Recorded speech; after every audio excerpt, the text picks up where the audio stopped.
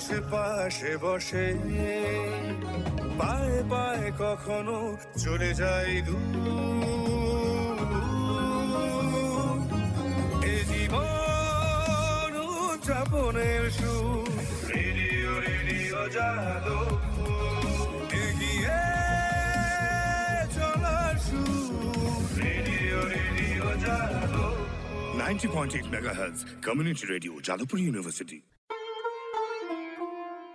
মুক্ত চিন্তার পথে ভিন্ন মননের খোঁজ, কমিউনিটি রেডিও যাদবপুর। আপনারা শুনছেন কমিউনিটি রেডিও যাদবপুর 90.8 মেগাহার্টজ। এই বেতার সম্প্রচারটি যাদবপুর বিশ্ববিদ্যালয়ের technical education quality improvement programme TEQIP-র অংশ। শুরু হচ্ছে আমাদের বিশেষ অনুষ্ঠান ম্যাটিক্স কৃষি পাঠশালা। এই অনুষ্ঠানে আমরা ভূমি সুরক্ষা এবং চাষবাসের নানান দিক নিয়ে আলোচনা করব। 90.8 কমিউনিটি রেডিও JU-তে এই বিশেষ অনুষ্ঠান শুনবেন সপ্তাহে 3 দিন। সঙ্গে থাকবেন কৃষক এবং কৃষি বিশেষজ্ঞরা। ভারত সরকারের রাসায়নিক ও সার মন্ত্রকের উদ্যোগে এবং ম্যাটিক্স ফার্টিলাইজার অ্যান্ড কেমিক্যালস লিমিটেডের সহায়তায় অনুষ্ঠানটি সম্প্রচার করা হচ্ছে।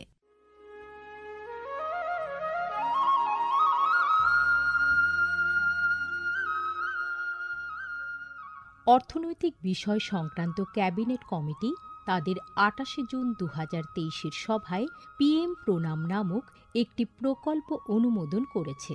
এই প্রকল্পের উদ্দেশ্য হল ধরিত্রী ও মৃত্তিকার পুনরুদ্ধার, পুষ্টি, উন্নতি সাধন এবং তা নিয়ে সচেতনতা বৃদ্ধি। গ্রামীণ স্তর থেকে শুরু করে আমাদের সকলের প্রচেষ্টা মাতৃভূমির যত্ন ও স্বাস্থ্য রক্ষার জন্য এই অনন্য পদক্ষেপকে ফলপ্রসূ করে তুলতে পারে। এই প্রকল্পের মূল লক্ষ্য হল কৃষিতে রাসায়নিক সার এবং কীটনাশকের অত্যধিক ব্যবহার দূর করা। বাড়তি ফলনের জন্য সার ও কীটনাশকের অতিরিক্ত ব্যবহার মাটিকে অসুস্থ করে তুলছে, কমিয়ে দিচ্ছে তার উৎপাদন ক্ষমতা। মাটির পুষ্টি আর সুরক্ষার জন্য প্রাকৃতিক অথবা জৈব সারের ভূমি পরীক্ষা ভিত্তিক সুষম ব্যবহার করা প্রয়োজন। পাশাপাশি দরকার জৈব ও প্রাকৃতিক চাষ পদ্ধতি এবং সম্পদ সংরক্ষণ প্রযুক্তি, যেমন সমন্বিত কৃষি ব্যবস্থা, ক্ষুদ্র সেচ, মালচিং, মাটির ক্ষতিকারক খনন না করা, ঘুরে ফিরে বিভিন্ন ফসলের চাষ ইত্যাদি। চাষবাসের এই টেকসই পদ্ধতিগুলো মাটির উর্বরতা বাড়াবে, পরিবেশ দূষণ কমাবে এবং দীর্ঘমেয়াদী উৎপাদনশীলতাকে শক্তিশালী করবে। সারের সুষম ব্যবহার শুধু মাটিই নয়, সার্বিকভাবে পরিবেশের স্বাস্থ্য রক্ষা করে। সুষম সার ব্যবহারের অর্থ হল উদ্ভিদকে তার প্রয়োজনীয় পুষ্টি উপাদানগুলি সঠিক পরিমাণে এবং অনুপাতে, সঠিক সময়ে এবং উপযুক্ত পদ্ধতিতে দেওয়া। সংশ্লিষ্ট রাজ্য বিশ্ববিদ্যালয়গুলি ইতিমধ্যেই তাদের এলাকায় উৎপাদিত ফসলের প্রয়োজন অনুসারে এর ডোজগুলি নির্ধারণ করেছে। সঠিক মাত্রায় সার ব্যবহার করলে ফলন যেমন বাড়বে, তেমনি বাড়বে ফসলের গুণমান। ভালোভাবে পোষিত মাটিতে ফলানো ফল, শাকসবজি ও শস্য প্রয়োজনীয় পুষ্টিতে ভরপুর আর সুস্বাদু হয়। ফলনের বৃদ্ধি আর উন্নত গুণমান আমাদের কৃষকদের জন্য নিয়ে আসবে বেশি মুনাফাও। শুধু বেশি ফসল নয়, উন্নততর ফসল আমাদের লক্ষ্য। এই কৌশলে লাভবান হবে প্রত্যেকে, আমাদের কৃষকরা, আমাদের পরিবেশ এবং সর্বোপরি আমরা সকলে। বিচার বিবেচনার সঙ্গে পরিপোষক ব্যবহার করলে কেবল ফলনই বাড়ে না, প্রজন্মের পর প্রজন্ম জমি থাকে উর্বর। সুতরাং আসুন, একটি উজ্জ্বল এবং স্থায়ী কৃষি ভবিষ্যতের জন্য আমরা সুষম সার ব্যবহারের প্রচার ও অনুশীলন চালিয়ে যাই।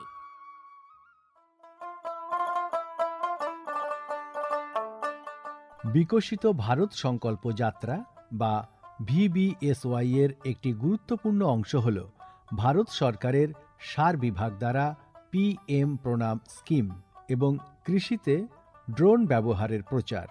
সারের সুষম ব্যবহার এবং ন্যানো সারের ব্যবহার নিশ্চিত করার কাজে সার বিভাগ বিভিন্ন সংস্থা ও মানুষকে নিযুক্ত করেছে, যেমন বিভিন্ন সার উৎপাদনকারী সংস্থা, প্রধানমন্ত্রী কৃষি সমৃদ্ধি কেন্দ্র বা PMKSK-গুলি, ফিল্ড অফিসার এবং নোডাল অফিসারদের। VBSY এর একটি প্রধান দিক হল বিভিন্ন শস্য এবং গাছপালার ওপর ন্যানো এবং জল দ্রবণীয় সার স্প্রে করার কাজে ড্রোনের ব্যাপক ব্যবহার। এই উদ্যোগের ফলে 29টি রাজ্য ও কেন্দ্রশাসিত অঞ্চলের বিভিন্ন জেলায় হাজার হাজার ড্রোন প্রদর্শন হয়েছে। এই পদ্ধতিটি হাতে কলমে দেখিয়ে দেওয়ায় আধুনিক কৃষি প্রযুক্তি গ্রহণের সুবিধাগুলি মানুষের কাছে আরও স্পষ্ট ও বিশ্বাসযোগ্য হয়ে উঠেছে। এই জনসংযোগ কর্মসূচিগুলি দীর্ঘমেয়াদী কৃষি অনুশীলনের সুফল সম্পর্কে নাগরিকদের অবহিত করতে একটা বড় ভূমিকা পালন করেছে। সারা দেশ জুড়ে লক্ষাধিক দর্শক ড্রোনের প্রদর্শনী প্রত্যক্ষ করেছেন। প্রচলিত ইউরিয়ার চেয়ে ন্যানো ইউরিয়ার উপকারিতা বিষয়ে সচেতন হয়ে কৃষকরা ন্যানো সার প্রয়োগে গভীর আগ্রহ দেখিয়েছেন। এই কর্মসূচির আলাপ আলোচনায় উঠে এসেছে জৈব চাষের উপযোগিতা, যা প্রমাণ করে চাষের এই সব অনুশীলনগুলি নিয়ে কৃষকদের সচেতনতা। উৎসাহী কৃষকরা কৃষিতে ড্রোন প্রযুক্তির বিষয়ে আগ্রহ প্রকাশ করেছেন। এই আধুনিক কৌশলগুলির অর্থনৈতিক কার্যকারিতা কৃষকদের নতুন দিশা দেখিয়েছে, কৃষিতে এক স্থায়ী এবং সাশ্রয়ী পদ্ধতির পথ প্রশস্ত করেছে। মাননীয় প্রধানমন্ত্রী মহিলা কিষাণ ড্রোন কেন্দ্র চালু করেছেন। এটি মহিলা স্বনির্ভর গোষ্ঠীগুলিকে ড্রোন সরবরাহ করবে, যাতে তারা এই প্রযুক্তি ব্যবহার করে জীবিকা নির্বাহ করতে পারে। VBSY প্রোগ্রামের রূপায়ণে PMKSK-গুলি সক্রিয় ভূমিকা পালন করছে। একে অপরের সঙ্গে এই সহযোগিতাই আমাদের পাথেয়। বিকশিত ভারত সংকল্প যাত্রা শুধু একটি যাত্রা নয়, এটি ভারতীয় কৃষির দীর্ঘমেয়াদী এবং প্রযুক্তিগতভাবে উন্নত ভবিষ্যতের দিকে একটি গুরুত্বপূর্ণ পদক্ষেপ। যাত্রাপথে এটি জাতির কৃষিকে সম্পূর্ণ পুনর্নির্মাণ করা, উদ্ভাবনকে উৎসাহিত করা এবং সবার জন্য একটি সবুজ, আরও সমৃদ্ধ ভবিষ্যৎ নিশ্চিত করায় অঙ্গীকারবদ্ধ। ড্রোন প্রযুক্তি, ন্যানো সার এবং দীর্ঘমেয়াদী কৃষি অনুশীলনের প্রচারের মাধ্যমে এটি কেবল সচেতনতায় তৈরি করছে না, আরও সমৃদ্ধ এবং পরিবেশ বান্ধব ভবিষ্যতের জন্য নবপ্রযুক্তিকে গ্রহণ করতে কৃষকদের অনুপ্রাণিত করছে। এই কৃষি বিপ্লবের গতি প্রকৃতি প্রত্যক্ষ করলে এটা স্পষ্ট হয় যে VBSY একটি বিকশিত, উন্নত এবং দীর্ঘজীবী ভারতের বীজ বপন করছে।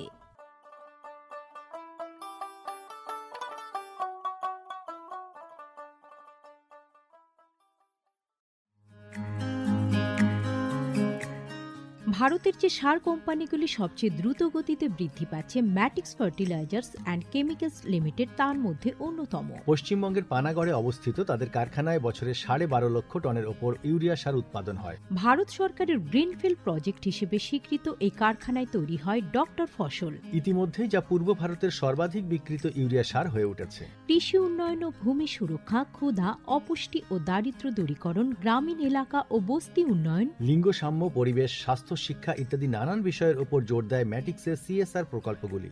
ম্যাটিক্স এক সবুজ ভবিষ্যতের অঙ্গীকার। ম্যাটিক্স কৃষি পাঠশালার আজকের পর্ব আমরা শুরু করছি। আজকের পর্বের বিষয় পাট চাষে বিভিন্ন রোগের প্রকোপ এবং তার ফলে উৎপাদন হ্রাস। এ বিষয়ে আলোচনা করার জন্য আজ স্টুডিওতে উপস্থিত আছেন উত্তম কুমার রায়চৌধুরী, প্রাক্তন রাজ্য উদ্ভিদ রোগ তত্ত্ববিদ, পশ্চিমবঙ্গ সরকার। আপনাকে স্বাগত জানাচ্ছি আমাদের আজকের এই পর্বে। আমিও এখানে আসতে পেরে খুশি এবং আমাদের কৃষক ভাইদেরও আমি শুভেচ্ছা জানিয়ে আমাদের আজকের অনুষ্ঠান কিছু আলোচনা করব। দেখুন, এই যে কৃষক বন্ধুদের কথা বললেন, এই মুহূর্তে তো আমাদের পাট চাষ চলছে আর কি, কিছুদিনের মধ্যে পাট হারভেস্টিং শুরু হবে। পাটে তো নানান ধরনের রোগের প্রকোপ হয় আর কি, এবং তার ফলে তো উৎপাদন হ্রাস হয় অনেক। তো একটু জানতে চাইবো আপনার থেকে যে কোন কোন ধরনের রোগের আক্রমণ হয় এই পাট চাষের ক্ষেত্রে। আমাদের দেখেছি যে অন্যান্য বিভিন্ন রকম ফসল আমরা যখন চাষ করতে যাই তখন কিন্তু এই এই ধরনের বিভিন্ন রকম রোগের আক্রমণ হয় বিভিন্ন ফসলে। একইভাবে পাটেও অনেক রকম রোগ জীবাণু পাটকে আক্রমণ করে এবং তার ফলে রোগের সৃষ্টি হয়। আমরা দেখেছি যে এই রোগ যদি মারাত্মক আকার নেয় তাহলে কিন্তু প্রায় 30-40% ফলন হ্রাস পায়। তার মানে আমাদের পাটে হলে মূলত আমরা যেটা দেখি সেটা হলো আমাদের পাটের যে আঁশ, তন্তু, সেই তন্তুটার কোয়ালিটি নষ্ট হয়ে যায়, কোয়ান্টিটিও নষ্ট হয়। কোয়ান্টিটি তো অবশ্যই, হ্যাঁ কোয়ান্টিটি অবশ্যই হয়, সঙ্গে যেহেতু কোয়ালিটিও নষ্ট হয় বাজার দর এর দাম কমে যায়। ঠিকমতো দাম না পাওয়াতে চাষিদের অনেক সময় প্রচুর ক্ষতি হয়। সুতরাং রোগের ব্যাপারেও কিন্তু আমাদের বেশ নজর রাখতে হবে। আর এই পাটে আমরা দেখেছি যে অনেক ধরনের রোগ হয়, তার মধ্যে আমরা তো সবসময় দেখব যে আমাদের রাজ্যে বিশেষ করে পশ্চিমবঙ্গে কোন রোগগুলো প্রধানত ক্ষতি করে, যার গুরুত্ব বেশি, ক্ষতিকর গুরুত্ব বেশি, সেগুলো নিয়ে আমরা আজকে আলোচনা করব। তার কয়েকটা রোগ যেমন কাণ্ড বা ডাঁটা পচা রোগ, এটাকে ইংরেজিতে স্টেম রড বলে, ডাঁটা পচা। এছাড়া ঢলে পড়ার রোগ, আর কালো ক্ষত একটা রোগ হয় অ্যানথ্রাকনোজ বলে, এই রোগটা, এই তিনটে রোগ ছত্রাক দ্বারা হয় এবং এর ফলে আমাদের কিন্তু বেশ ক্ষতি হয়। তাছাড়া একটা মোজাইক বলে কুটে বা ভাইরাস রোগও দেখা যায়। আচ্ছা, সেই রোগের ক্ষেত্রে আমাদের বেশ সচেতন থাকা দরকার। এবং শেষমেশ আমরা দেখেছি যে কৃমি ঘটিত, মাটির মধ্যে প্রচুর কৃমি থাকে, আচ্ছা, সেই কৃমিও কিন্তু আমাদের এই রোগ সৃষ্টি করে এবং তার ফলেও কিন্তু বেশ পাটের ক্ষেত্রে ফলন কমে যায়। সেটা কি শিকড়ে আক্রমণ করে? শিকড়ে, মূলত শিকড়ে আক্রমণ করে।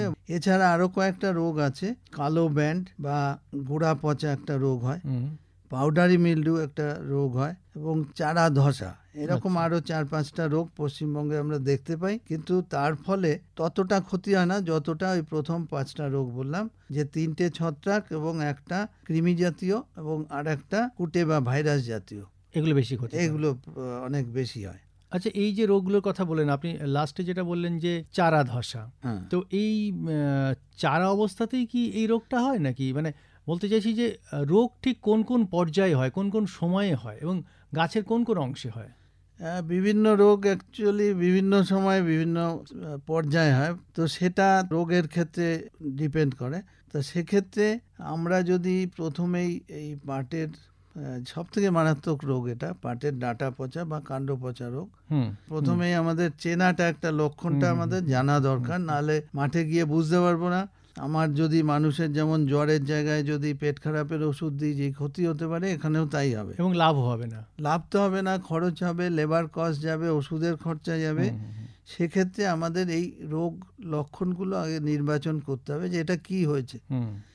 সেক্ষেত্রে যেমন এই রোগটায় বীজ থেকে বীজ, মানে আজকে বীজ লাগাচ্ছেন এবং সেই বীজটা যখন পাকবে, বীজ থেকে একদম বীজ অবধি এই পুরোটাই কিন্তু এই রোগের প্রকোপ দেখা যায় পুরো জীবনকালে গাছের, এই ধরুন 3 মাস বা 4 মাস যতদিন হয়।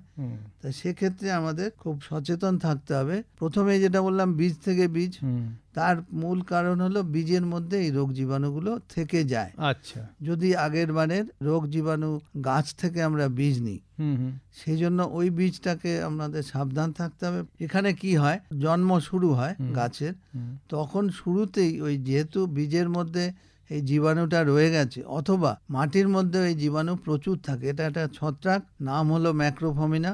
এই ছত্রাকটা সব থেকে মারাত্মক। এরা প্রথমে বীজটাকেই খেয়ে বা ধ্বংস করে দেয়, ওদের খাদ্য হিসেবে ওরা খেয়ে নেয়, ধ্বংস হয়ে যায়। তাহলে কি হয়, আমি যে কটা বীজ লাগিয়েছি সব কটা আমরা গাছ মাঠে পাবো না। তো সেক্ষেত্রে আমাদের সাবধান হতে হবে।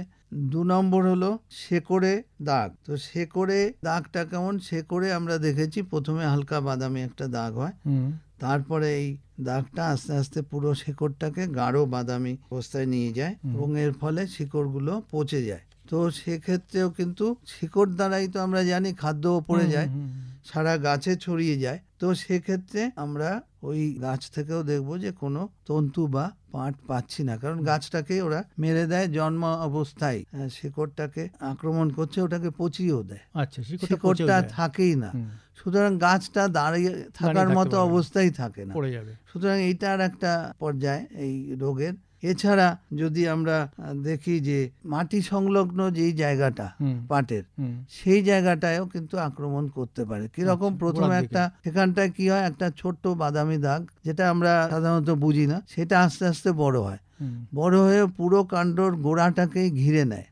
নেওয়ার ফলে কি হয়, ওই গোড়ার যে তন্তু ওই জায়গাটায় ওটা নষ্ট করে দেয় এবং এর ফলে ওপর দিকে খাওয়া যাতায়াত করতে পারে না। তো তার ফলে কি হয়, ওপর দিকে আস্তে আস্তে শুকিয়ে যায় এবং এই ছত্রাক এর আক্রমণে আমরা ওই পাট থেকেও কিন্তু ঠিকমতো তন্তু পাবো না। আর একটা পর্যায়ে মূল যেটা আমরা বলছিলাম কাণ্ড পচা, কাণ্ড পচাটা সারা কাণ্ডে, মানে একটা পাট গাছের যে কোনো জায়গায় হতে পারে। তো এটাও তাই, প্রথমে একটা বাদামি দাগ হয়, আস্তে আস্তে ওটা ওপর নিচ বাড়তে থাকে, সেটা 1 ইঞ্চি 2 ইঞ্চি করে বাড়তে থাকে এবং অনেক দাগ যখন বড় হতে থাকে একটা আর একটার সঙ্গে মিশে গিয়ে পুরো জায়গাটাকে নষ্ট করে দেয়, ওই তন্তুর জায়গাটা। তার ফলে কি হয়, ওইখান থেকে ওপর দিকে গাছটা ঢলে পড়ে। নিচের দিকে আপনি ভাববেন সুস্থ আছে গাছটা, কিন্তু ওপর দিকে ঢলে পড়ে। তার ফলে ওই পাট গাছ থেকেও কিন্তু আমরা তন্তু ঠিক মতো পাবোই না, যেটা একেবারে খারাপ হয়েও যেতে পারে। আমরা পাটের বীজও রাখি অনেক সময়, সেই বীজ কালেকশন করার আগে দেখলাম ফুল এসছে, ফুলের পরে যে ফলটা হলো, ফলের মধ্যে বীজ থাকে, এবার ফলেও এরকম বাদামি দাগ আক্রমণ করে। এই ছত্রাকটা ওইভাবেই আসে, সেই আক্রমণ করলে আস্তে আস্তে ফলটাকে ও একটু একটু করে নষ্ট করে। শুধু নষ্ট না, বাইরে থেকে অত না বুঝলেও দেখা যাবে যে ভেতরের বীজগুলো আক্রান্ত হয়ে গেছে, এবং সেই বীজটা কিন্তু নর্মাল থাকে না, ওই বীজ থেকে আর গাছ হবে না, গাছ হবে না, না হয় কথা, বা হলেও অসুস্থ গাছ হবে। পরের বছর এই জীবাণুটাই আবার আক্রমণ করবে। তো সেক্ষেত্রে কি হয়, বীজটা কোচকানো হয় এবং কালচে বাদামি হয়। সেখানে কিন্তু আমরা এই জায়গাটা একটু সাবধান হতে হবে যে এই বীজটা আমরা রাখবো কিনা। আচ্ছা, আপনি যে বলছিলেন যে হুগলির ঢলে পড়া রোগ, তো এই হুগলি শব্দটা এখানে কেন? এইটা একটা মজার ব্যাপার। হুগলি কথাটা এসছে এই কারণে, এই রোগটা আগে কোনোদিন ছিল না। আচ্ছা, প্রথম যিনি আবিষ্কার করলেন বলা যায়, তিনি 1950 সালে তারকেশ্বর, হুগলি জেলারই একটা জায়গা, সেই তারকেশ্বরে আক্রমণটা দেখেছিলেন 1950।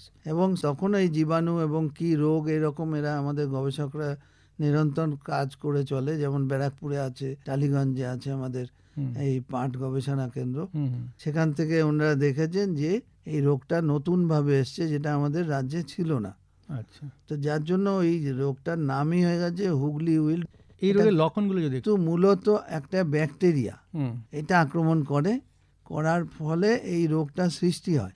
কিন্তু মজার ব্যাপার এখানেও আছে যে এই রোগটা ও নিজে একা করতে পারে না, আরো কিছু সঙ্গী সাথী, যেমন আরো কয়েকটা ছত্রাক থাকে এবং একটা বা দুটো জাতের কৃমি, যারা আক্রমণ করলে গাছটা দুর্বল হয়, তখন এই উইল্ট রোগটা, এই ব্যাকটেরিয়াটা আক্রমণ করে উইল্ট রোগটা তৈরি করে। তো সেক্ষেত্রে এরা কি করে, ওই শেকড় দিয়েই ঢোকে, মোটামুটি শেকড় দিয়ে ঢুকে যেখান দিয়ে খাবার, মানে আমাদের মাটির যে খাবার গাছ নেয়, সেই যে চ্যানেলটা, সেটাকে ফ্লোয়েম জাইলাম বলে, নিচ থেকে ওপরে যায়, ওপর থেকে বিভিন্ন অঙ্গে যায়, সেই জায়গাটাকে এই ব্যাকটেরিয়া ওই নালি, একটা ধরে নিন টিউবের মাধ্যমে খাওয়ার যাচ্ছে, সেই টিউবটার মাঝখানটায় কিছু ছাকনি আছে, সেই ছাকনিটায় গিয়ে এই ব্যাকটেরিয়াটা ওর বংশ বিস্তার করে। ছাকনি মানে বুঝতেই পারছেন, কিছু ছিদ্র থাকে, সেটা দিয়ে যেমন জল ঢাললে নিচে চলে যাবে, এখানে কি করে, ছাকনির ছিদ্রগুলোকে বন্ধ করে দেয়। ফলে কি হয়, ওপর দিকে খাদ্য সংবহনটা বন্ধ হয়ে যায়। বন্ধ হওয়ার ফলে কি হয়, পাতাগুলো আস্তে আস্তে ঢলে যায়, বিশেষ করে নিচের পাতাগুলো হলদে হয়ে নিচের দিকে ঢলে পড়ে এবং পরবর্তীকালে দেখা যায় ওই পাতাগুলো ঝরেও পড়ে যায়। দিন পরেই দেখা যায় ওপরের দিকের পাতা ডগা টগাগুলো আস্তে আস্তে ঝিমিয়ে গেছে, ঢলে গেছে। তো সেক্ষেত্রে ওই গাছটা কিন্তু আমরা দেখবো যে আর 3-4 দিন 5 দিনের মধ্যে মারা যায় এবং তার ফলে ওখানে কি হয়, দেখা যায় পুরো গাছটাই বাদামি রঙের হয়ে গেছে। এবং শেষের দিকে আর একটা মজার ব্যাপার, ওই বাদামি যে গাছটা, সেখান থেকে তো আমরা তন্তু পাবোই না, যেহেতু জায়গাটা শক্ত হয়ে যায়, যে পাটের জায়গা, বাকল যেটা, এটা শক্ত হয়ে যায় এবং তার উপরে একটা সাদা পাউডারের মতো লেয়ার পড়ে যায়। সুতরাং ওটাও আর একটা আমাদের ক্ষতিকর রোগ। এক্ষেত্রে আমাদের সাবধান হতে হবে এবং এটা খুব মারাত্মক রোগ, যার ওষুধ ঠিক মতো নেই। তো আপনি তো অনেকগুলো রোগের মধ্যে বললেন যে প্রথম 3-4টে রোগ খুব গুরুত্বপূর্ণ, তার মধ্যে একটা কালো ক্ষত রোগ বলতে হয়। হ্যাঁ, এইটাই কি হয়, অনেকটা ওই কাণ্ড পচার মতোই কিছুটা, কিন্তু কাণ্ড পচা যেমন পুরো বীজ থেকে কাণ্ড এবং ফল ফুল সবই আক্রমণ করে, এটা তা করে না। এটা কাণ্ডের মাঝখানে কোথাও একটা জায়গায় হালকা বাদামি রঙের দাগ সৃষ্টি হয়। ওরা যখন বংশ বিস্তার শুরু করে, সেই দাগটা আস্তে আস্তে ওদের বংশ বিস্তার হলে ওটা বাড়তে থাকে। বাড়তে থাকার আমরা কি করে বুঝবো যে ওই বাদামি রঙটা হালকা একটা হলদে ভাব হয় পরের দিকে, এবং বড় গাছে দেখা যায় যে ওই হলুদ দাগটা যত ম্যাচিওর, যত দিন বাড়বে তত দেখা যাবে ওই দাগটা আস্তে আস্তে গাঢ় বাদামের দিকে চলে যাচ্ছে। পরবর্তীকালে ওটা কালো রঙেরই হয়, এটা কালচে হয় এবং ওই কালো ক্ষত, হ্যাঁ পুরো কালো ক্ষত পুরো বেল্টের মতো চারিদিকে ঘিরে নেয়। এবং ওই জায়গায় কি হয়, পরবর্তীকালে তন্তুগুলো ওইখানে ফেটে যায়, ফেটে গিয়ে ওই তন্তু বেরিয়ে আছে, যার ফলে ওই তন্তুরও কোনো মূল্য থাকে না। আর একটা জিনিস লক্ষণীয় যে ওই দাগগুলোর কিন্তু মাঝখানে যদি খেয়াল করেন দেখবেন একটু বসা। আচ্ছা, অন্য দাগগুলো যেমন উঁচু হয় বা দাগ হয়, কিন্তু এই দাগটার ভেতরটাই বসা। আচ্ছা, এটা একটা লক্ষণীয় জিনিস, খেয়াল রাখতে হবে। আচ্ছা, আপনি যে কৃমির কথা বলছিলেন, হ্যাঁ, সেই কৃমি থেকেই কি শেকড় ফোলা বা শেকড়ে গুটি রোগ এগুলো? কৃমি তো আমরা জানি আমাদের মানুষের পেটের মধ্যেও আছে এবং মাঠে ঘাটেও প্রচুর কৃমি আছে। কি এই যে রোগের কৃমি পাটের ক্ষেত্রে যেটা আমরা বলবো, এই কৃমিগুলো চোখে দেখা যায় না। আচ্ছা, এটা এত ছোট, এদের মাইক্রোস্কোপ দিয়ে যদি আমরা দেখি বা আতশ কাঁচ, বড় আতশ কাঁচ দিয়ে দেখলে আমরা কিন্তু দেখতে পাবো। এরা কি করে, এরা কিন্তু মূলত শিকড়ে আক্রমণ করে। শিকড়ে আক্রমণ করে কি হয়, ওই খাদ্য নালীর সঙ্গে ওরা ওপর দিকে যায় শেকড়ের মধ্যেই, এবং পরবর্তীকালে ওই জায়গাটাকে ওরা নিজেদের বংশ বিস্তার করে শেকড়টাকে ফুলিয়ে দেয়। ফোলার ফলে ওখানটায় আস্তে আস্তে গাঁট তৈরি হয়। এখানে যেটা হবে, ওই পুরো খাদ্য সরবরাহটা বন্ধ হয়ে যাবে ওপর দিকে, কারণ শিকড়গুলো সব গুটি বা ফোলা আকারে চলে আসবে। আপনারা যদি ওপর দিকে দেখলে আমরা দেখব কি গাছটা ঝিমিয়ে গেছে, অন্য গাছে যেমন একটা তরতাজা ভাব, সতেজ ভাব, সেটা কিন্তু এই গাছে নেই। দূর থেকে দেখলে আমরা বুঝতে পারি যে এই গাছটায় এই কৃমি রোগ লেগেছে। তো ওটা যদি আমরা টেনে তুলি, শিকড়গুলো আপনারা দেখবেন লক্ষ্য করে যে প্রত্যেক কটাই প্রায় ফোলা। আচ্ছা, মানে সে একদম গাঁট গাঁট গাঁট গাঁট অনেক গাঁট হয়ে যায়, এবং যার জন্য ওই ওপর দিকে খাওয়ার যায় না। খাওয়ার না গেলেই যা হয়, গাছ আস্তে আস্তে ঝিমিয়ে পড়ে। তো এটাও তাই, এই কৃমিগুলো পরের দিকে মাঠের মধ্যেই থেকে যায়। যদি নিচু জমিতে করি, অর্থাৎ জল দাঁড়িয়ে আছে, ওই জায়গা ওই ধরনের জমিতে করলেও কিন্তু এই রোগ বেড়ে যেতে পারে। আপনি আরো একটা রোগের কথা বলছিলেন, মোজাইক রোগ। হ্যাঁ, সেটা কিভাবে আমরা চিনব? মোজাইক রোগ নাম ঠিকই, এটা একটা কুটে রোগ বা ভাইরাস আক্রান্ত রোগ। এটাও কিন্তু কোনো কোনো ক্ষেত্রে আমরা দেখেছি মারাত্মক আকার নেয়। তো সেক্ষেত্রে আমরা একটু সাবধান থাকবো। কীরকম হয়, আমরা যদি যাই মাঠে, দেখা যাবে যে পাতায় ছোপ ছোপ কীরকম একটা, পাতা তো সাধারণত সবুজ হয়, ওখানে কিছু হলুদ ছোপ ছোপ, মানে একটা পাতাই দেখবেন হলুদ ছোপও আছে, সবুজ ছোপ, মানে দুটো রঙের একটা মোজাইক বলি এটাকে আমরা। তো সেক্ষেত্রে আমরা বুঝতে পারবো যে এইটা কুটে বা ভাইরাস আক্রমণ করেছে। আচ্ছা, তো এক্ষেত্রে আর একটা যেটা দেখা যায়, যে যেই গাছ আক্রান্ত হয়েছে ওই গাছের পাতাগুলো মোটামুটি কুঁকড়ে যায়। আচ্ছা, এটা ভাইরাস রোগের একটা নর্মাল নিয়ম। এছাড়া ভাইরাস বা কুটে রোগে কি হয়, গাছের বাড়ন্তটা কমে যায়। আচ্ছা, মানে বেটে হয়ে যায়। আচ্ছা আচ্ছা, মানে যার ফলে আমাদের যে তন্তুটা পাবো তার লেন্থটাও কম পাবো, লেন্থ কমে যাবে। ওটাও বাজারে নেবে না, হয়তো বলবে আমরা এত ছোট নেব না, হতে পারে আরো ছোট হয়। মানে আক্রমণের সময় অনুযায়ী, ধরুন যদি আর্লি আক্রমণ হয় তাহলে কিন্তু আরো ছোট হবে, আমরা তন্তু ঠিক মতো পাবো না। আর একটা জিনিস এটা হলো, কিন্তু ভাইরাসটা সাধারণত নিজে থেকে গিয়ে আক্রমণ করে না বা হাওয়ার মাধ্যমে আক্রান্ত হয় না গাছ। এরা সাধারণত কোনো বাহক পোকা থাকে, সেই বাহক পোকা দিয়ে আক্রান্ত হয়। তো এখানে একটা বাহক পোকা আছে খুব মারাত্মক, সারা পশ্চিমবঙ্গে দেখা যায়, বিশেষ করে আমাদের সবজির ক্ষেত্রে। সেক্ষেত্রে আমরা দেখেছি ওই সাদা মাছি। তো ওই সাদা মাছিটা কি করে, অসুস্থ গাছে গিয়ে রস চুষে খায়। এবং এই ভাইরাস, এই যে মোজাইক বলছি, এটা শুধু পাটে না, আলে কিছু আমাদের আগাছা থাকে, যার মধ্যে এই রোগটা থেকে যায়। এই থাকার ফলে আমাদের ওই ওরা অসুস্থ ধরে নিন, কিন্তু ওদের ক্ষতি খুব হয় না। ওরা কি করে, ওই রেখে দেয় এই কুটে রোগটাকে সারা বছরের জন্য ওই আগাছার মধ্যে থেকে যায় বা রেখে দেয়। এই বাহক পোকাটা ওখান থেকে রস খেয়ে এসে পাতায় এসে আবার যখন রস খায় তখন আস্তে আস্তে ওই পাতা বা ওই গাছটার মধ্যে এই জীবাণুটা ঢুকে গিয়ে গাছটাকে আক্রমণ করে। তো এই তো মূলত যে রোগগুলো আমাদের বেশি করে ক্ষতি করে সেইগুলোই আপনি বললেন। হ্যাঁ। এছাড়াও কিছু রোগ আপনি বলছিলেন যে খুব বেশি ক্ষতিকারক না হলেও ক্ষতিকারক। তো হ্যাঁ। আমাদের সময় তো একদম শেষ, যদি শেষের দিকে সেই রোগগুলোর নাম একটু ছোট করে বলেন। কয়েকটা আছে আমরা দেখি, সেটা খুব কম হয় বলে আজকের আলোচনায় আমরা রাখলামও না সেইভাবে। যেমন চারা ধসা একটা রোগ, যেটা চারা অবস্থায় গাছটা ধ্বংস হয়ে যায় এবং তার ফলে গাছই হয় না, আমরা তার থেকে কোনো ফসল পাওয়ার কথাই না। এছাড়া আর একটা রোগ হয় কালো ব্যান্ড। এটা অনেকটা ওই কাণ্ড পচার মতোই হয়, কিন্তু কালো ব্যান্ড কথাটার মানেই বুঝতে পারছেন যে কালো রঙের হয়। ব্যান্ড মানে ঘিরে নেয়, একটা কাণ্ডকে পুরো ঘিরে নেয়।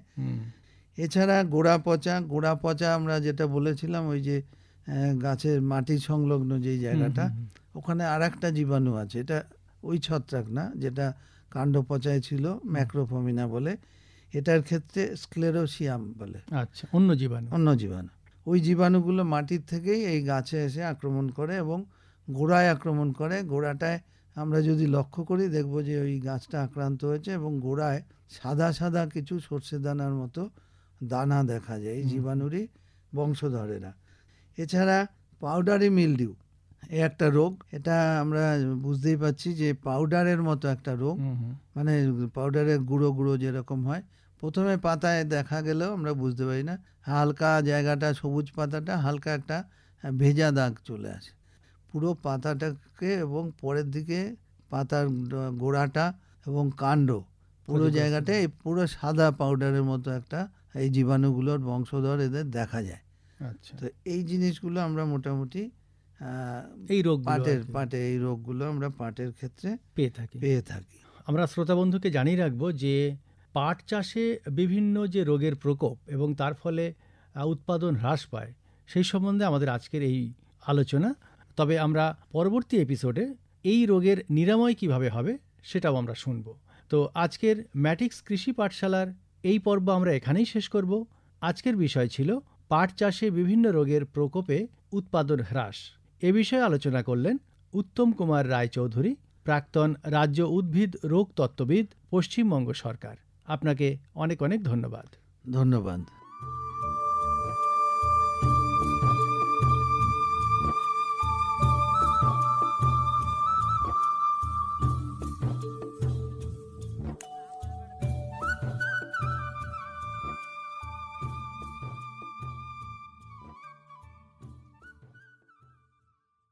এতক্ষণ শুনলেন আমাদের বিশেষ অনুষ্ঠান ম্যাটিক্স কৃষি পাঠশালা। ভারত সরকারের রাসায়নিক ও সার মন্ত্রকের উদ্যোগে এবং ম্যাটিক্স ফার্টিলাইজার অ্যান্ড কেমিক্যালস লিমিটেডের সহায়তায় অনুষ্ঠানটি সম্প্রচার করা হলো। কেমন লাগলো এই অনুষ্ঠান আমাদের জানাতে পারেন 033245722620 নম্বরে। আপনারা আমাদের মেলও করতে পারেন radio.ju@gmail.com এ। আমাদের ইউটিউব চ্যানেল রেডিও জেইউ, এখানেও আপনারা এই বিশেষ অনুষ্ঠানটি শুনতে পারেন। আর আমাদের ইনস্টাগ্রাম আইডি radio_JU আপনারা ফলো করতে পারেন। আজকের মতো ম্যাটিক্স কৃষি পাঠশালা এ পর্যন্তই। শুনতে থাকুন কমিউনিটি রেডিও জেইউ 90.8 মেগাহার্টজে।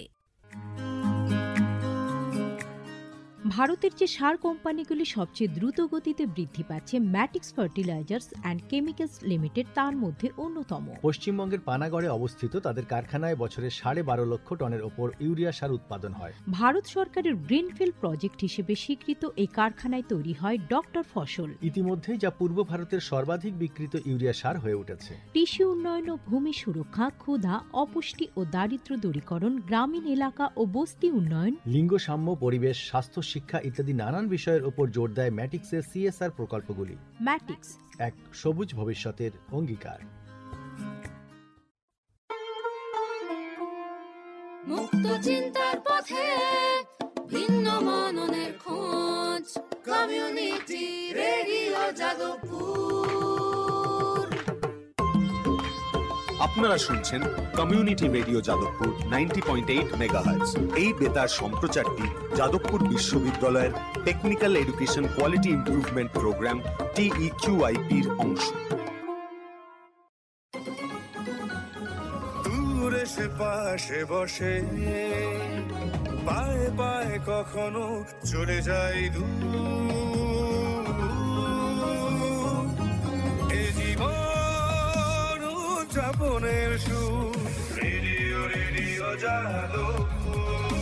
এগিয়ে চলার সুর, রেডিও রেডিও যাদবপুর।